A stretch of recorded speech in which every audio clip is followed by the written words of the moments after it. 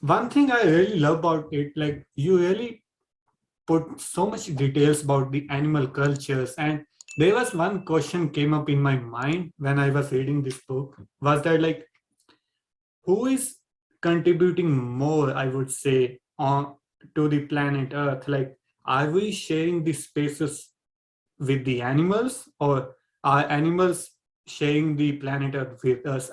Let's say, like, who is contributing more toward life balance and sustainability of planet Earth?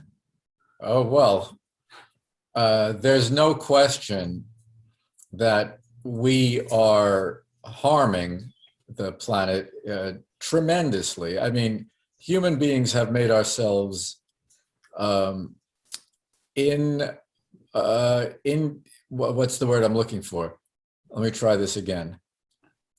Human beings have made ourselves incompatible Mhm.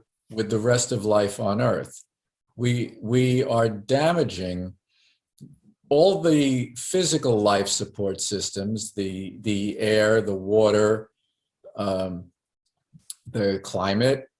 We have caused a tremendous amount of pollution of different kinds. We have added trillions of tons of plastic. We're causing a mass extinction of other species, and we are not compatible with life on this planet. It's very unfortunate because we are capable of appreciating life in ways that are greater than the capacities of other species. We're capable of being more compassionate than other species, but collectively, we are by far the most brutal and destructive species that has ever occurred on this planet. And we are literally making it impossible for many other things to continue to survive. Wow, but can we do something? Like, do you have some suggestion? Like, can we put some efforts now, or maybe even the future generation? Can we do something to save it, or maybe get to the level of equal contributing as the animals? Well, look at what we are doing and how we do it. You know, we have an industrial society that views the rest of the world as totally without any value.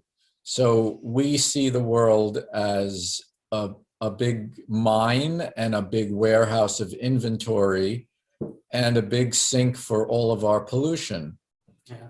There's plenty of thinking that is very different from that, but that's the way that we generally think and operate in the world as it has become westernized. There are people, even in the industrial sector, and even a few economists who talk about a circular economy, viewing all the material and all of the byproducts as needing to come through the system and back into recycled use, and to create an economy like that. Is that impossible? Well, all of the rest of nature does it that way. So it's not impossible. It's just that we don't care. So far, we don't care because we have a view of the world as a place that has no intrinsic value. And this is a distorted view. It's actually, I would say, a psychotic view of the rest of the world. A lot of other cultures view things differently. They have tremendous respect for the world.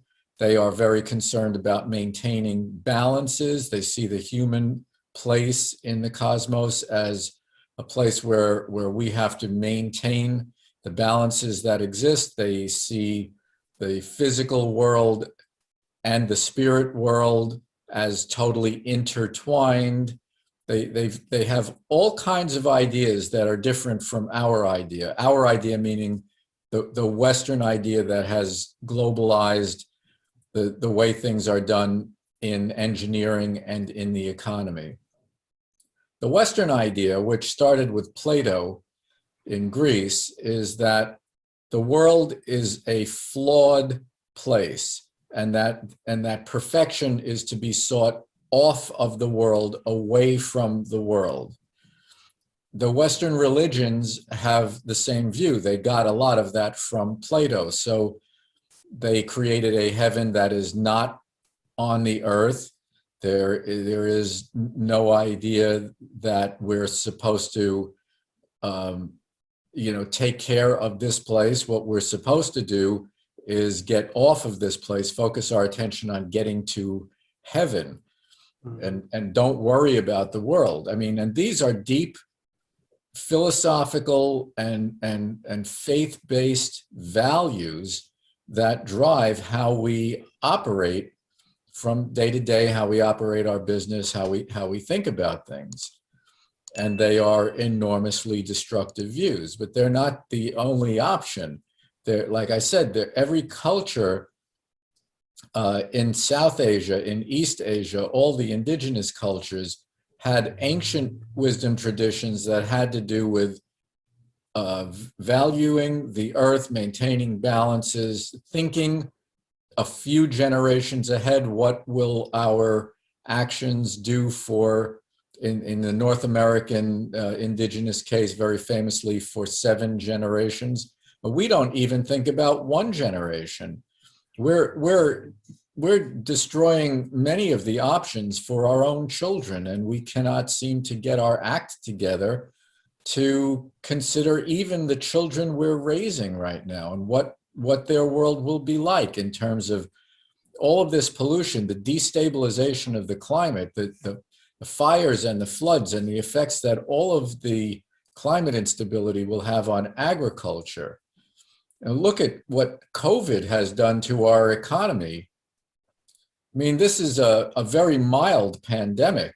It kills about 3% of the people who get infected. And yet look at the tremendous amount of disruption in the supply chains and everything else. And we are doing nothing about the enormous disruption that we're causing to the environment. And to say nothing at all about caring about the intrinsic value and the rights of other species to continue to exist as they have for tens of millions or hundreds of millions of years. So that's a long answer to your question. Who contributes more to life on this planet, humans or all of the other life on this planet? Well, it's not humans, I'm afraid.